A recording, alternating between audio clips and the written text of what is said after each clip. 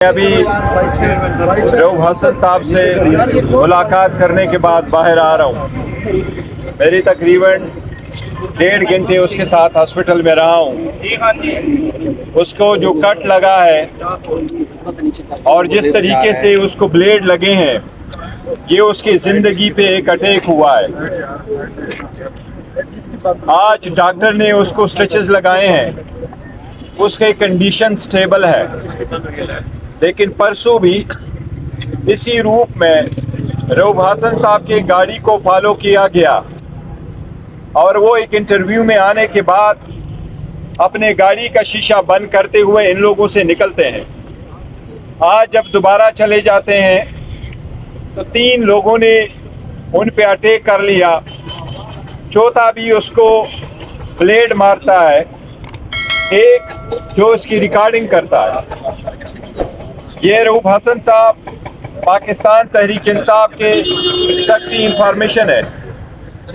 وہ پاکستان تحریک انصاف جو ملک کی سب سے بڑی پارٹی ہے اس کے ترجمان ہے، اس کے چیف الیکشن کمشنر ہے. رؤف حسن صاحب کی زندگی پہ اٹیک پاکستان تحریک انصاف کی لیڈرشپ پہ اٹیک ہے. اس سے پہلے خان صاحب کی زندگی پہ ڈائریکٹلی اٹیک ہو چکے ہیں.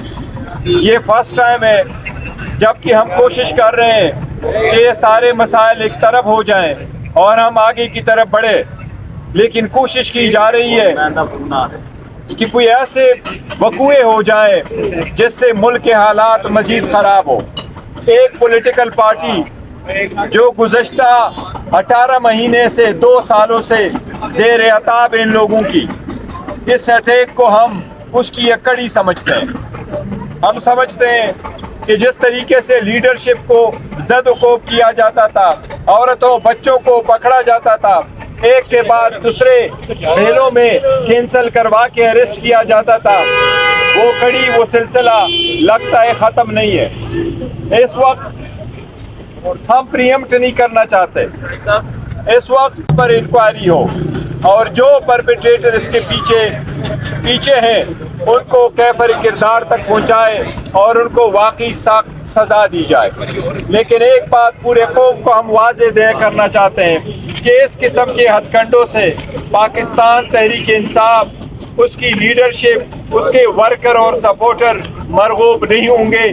انشاءاللہ پاکستان تحریک انصاف اپنا سٹرگل قانون کی بالادستی کے لیے، آئین کی حکمرانی کے لیے، پارلیمان کو مضبوط کرنے کے لیے انشاءاللہ تعالی وہ جدوجہد جاری رہے گی.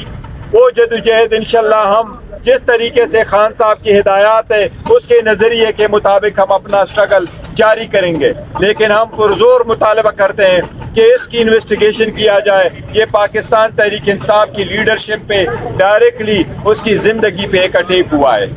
اچھا سر، یہ بتائیے کہ جس طرح اٹیک کیا گیا، انہیں فالو کیا گیا، یہ کوئی پی ٹی آئی کے لیے میسج تو نہیں ہے کہ اگر اگریسو ہوں گے تو اس کا رد عمل پھر یہ ہوگا؟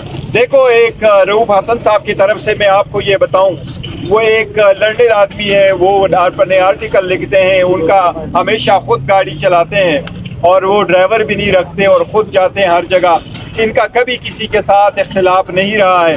اس لیے جس نے بھی یہ کام کیا ہے اور جس بھی مرکز کے پرپس کے لیے کیا ہے اور جو بھی عوامل اس کے پیچھے ہیں، ہم ضرور اس کے تحت تک جانا چاہتے ہیں کہ جو لوگ اس کے پیچھے ہیں ان کو کیفر کردار تک پہنچایا جائے. فوری طور پر تو یہ بتائیے گا کہ ہاسپٹل میں کس قسم کا زخم آیا ہے اور طبیعت کیسی ہے، ڈاکٹرز کیا کہتے ہیں، کب تک؟ ڈاکٹر صاحبان بھی کہہ رہے ہیں اور سٹیبل، اس کی کنڈیشن سٹیبل ہے، لیکن میں نے خود دیکھا ہے ان کو یہاں چیخ پہ بہت زخم آیا ہے، دیٹ از ٹو ڈیپ، اور وہ یہاں ان کی جیگولر وین پہ کوئی اٹیک کرنے کی کوشش کی گئی جو ان کو یہاں لگا ہے. اس جسٹ ہاف این انچ کا فرق ہے. اس وقت اس کی کنڈیشن الحمدللہ سٹیبل ہے، لیکن اس کی زندگی میں یس آف کورس اٹیک ہوا ہے. سر، خواجہ سراؤں کے ذریعے یہ اٹیک کرانے کا کیا مقصد تھا؟ یہ دیکھو، جو بھی مقصد تھا اور جو بھی کر رہے ہیں، لیکن ایک بات ہے، آپ جس قوم میں بھی آتے ہیں مختلف قوم میں لوگ اٹیک کرتے رہتے. یہ سیکنڈ ٹائم ہے، پہلے کل اس پہ پرسوں بھی ہوا ہے، ان کے پیچھے گئے ہوئے ہیں. اب یہ اٹیک ڈائریکٹلی اٹیک ہے اور وہ بھی صرف مار کٹائی نہیں ہے بلکہ ڈائریکٹلی ایک پلیٹ چلایا گیا ہے جس سے جیگولر وین کی کٹ کرنے کی کوشش کی گئی ہے. اس لیے بہت سیریس میٹر ہے. اور ہم سب سے اپیل کرتے ہیں حکومت سے, سارے اداروں سے, کہ اس کے تہ تک جایا جائے اور اس کو پراپر انویسٹیگیٹ کیا جائے اور اس کو ہر اینگل سے دیکھا جائے, چاہے وہ دہشت گردی ہو یا ادروائز. سر بتائیے گا قلم کو تنگ کیا گیا ایک چینل کے باہر, تو کیا آپ سے کوئی بات ہوئی تھی, یا جو مرکزی قائدین ہیں ان کو اعتماد میں لیا گیا تھا کہ ان پر اس طرح ٹریک ہوا ہے؟ بات ایک بہت بڑی پوچھ نہیں, پہلے وہ یہ نہیں سمجھ رہے تھے شاید اس کی زندگی پہ ایک اٹیک ہے, تو انہوں نے کوئی لائٹ ہی لیا تھا, انہوں نے اس کو رپورٹ نہیں کیا تھا.